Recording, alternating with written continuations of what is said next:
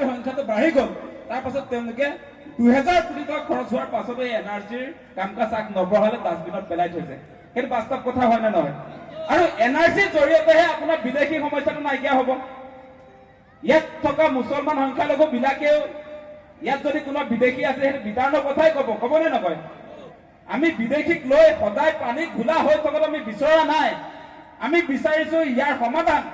সকলোৱে বিচাৰিছে সেইটো হিন্দুৱেও বিচাৰিছে সেইটো আমাৰ মুছলমানেও বিচাৰিছে গতিকে সেই সমাধান তেওঁলোকে নকৰে কৰিছে জানো আজি নাই কৰা গতিকে সেইকাৰণে কৈছো যে আমাৰ মানুহবিলাকে এটা ভুল কৰি আছে মোৰ দুখ লাগে বহু সময়ত যে একেটা কথা মানে এই বিদেশী সমস্যাক লৈ যে তেওঁলোকে প্ৰতিটো নিৰ্বাচনত বা প্ৰতিটো সময়ত ৰাজনীতি কৰে সেইটো আৰু কিমান দিনলৈ চলিব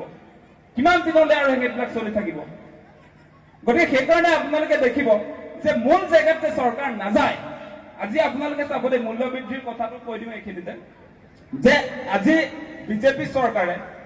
চৰকাৰে আপোনাৰ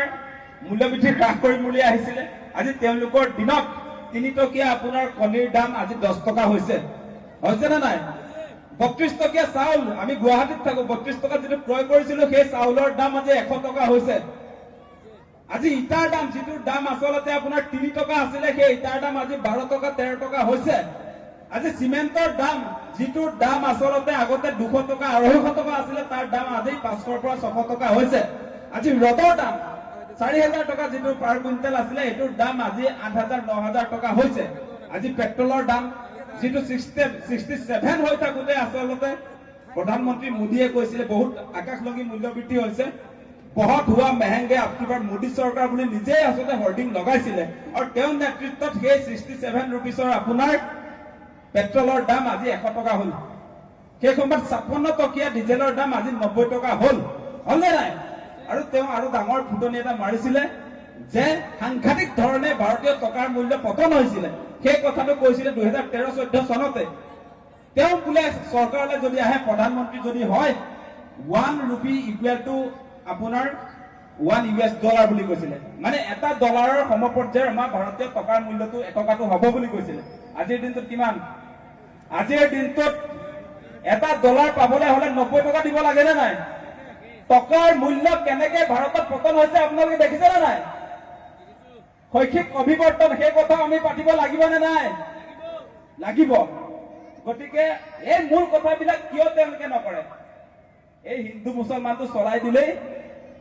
একো কৰাৰ প্ৰয়োজন নাই গতিকে সেই ৰাজনীতিটো আমি বিদায় দিব লাগে সেই কথাটো কৈছিলো গতিকে বিজেপিৰ দিনত সঁচা কথাটো ক'বলৈ গ'লে ভাল দিন অহা নাই আজি মুখ্যমন্ত্ৰী হিমন্ত বিশ্ব শৰ্মাৰ টিভিৰ সন্মুখত যিবিলাক কথা কৈ থাকে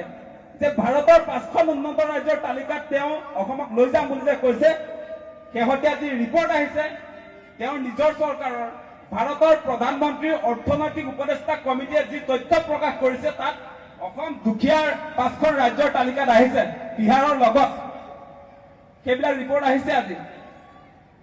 গতিকে সঁচা কথাটো ক'বলৈ গ'লে তেওঁ যে কৈ আছে যে সাংঘাতিক ধৰণে অসমৰ উন্নয়ন হৈছে ফাষ্টেষ্ট গ্ৰয়িং ষ্টেট বুলি যে কৈছে মানে বহুত স্পীডত আমাৰ ৰাজ্যখন আগবাঢ়িছে বুলি কৈছে আজি আমাৰ ৰাজ্যখন বহুত স্পীডত আগবঢ়া নাই আপোনালোকে যদি চাই দুখীয়া ৰাজ্যৰ তালিকাত সোমাই গ'ল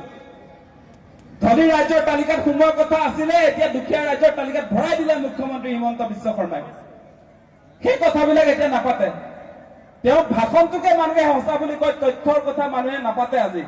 আচল কথা